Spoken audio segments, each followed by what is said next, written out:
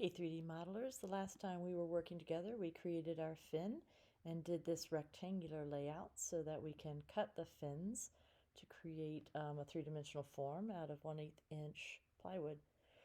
But we skipped over a step of getting to see what this fin will look like when 18 of them are rotated around a central axis, and that's what we'll show you in this video.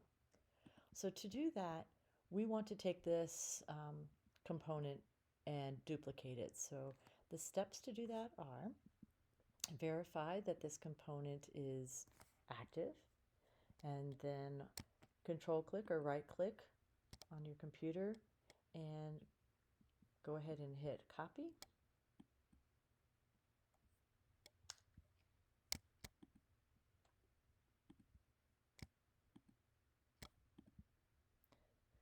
And then hit control click or right click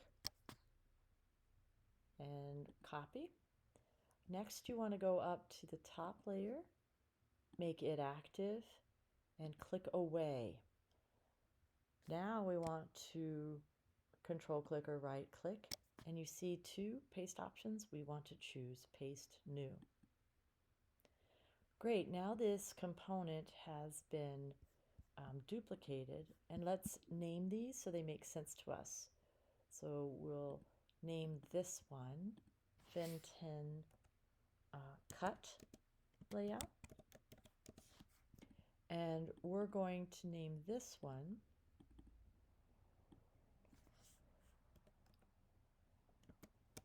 radial. Just use that one word to cue us that this is where we're going to model what it will look like when it is rotated around a central axis. Verify that this layer is active, the radial button is active, and this allows us to show you the timeline here. So if we take this, since we don't want to have that rectangular pattern, here's where the rectangular pattern began, and those are the steps we took to make it. We're going to take our player button, our timeline button, and move it back to just before that rectangular pattern. Also, just to help us get rid of some of this visual clutter, we'll turn off the eyeball on that layer above. So here we have our fin, and we're just about to rotate it around the central axis. It will help us if we turn on the origin for this fin.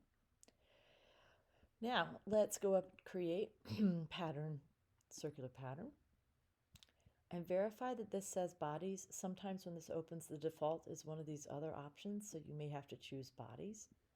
Then it asks you which one. You can click on the body you want to duplicate, and then tell the program which axis you want to rotate it around. We'll say we want the center axis. The default setting usually is 3, so this is what you will ordinarily see, and of course you can type in the number of instances that you want, and we've been using 18 for our project. So it's really super simple to demonstrate what your form will look like when it is assembled 3D.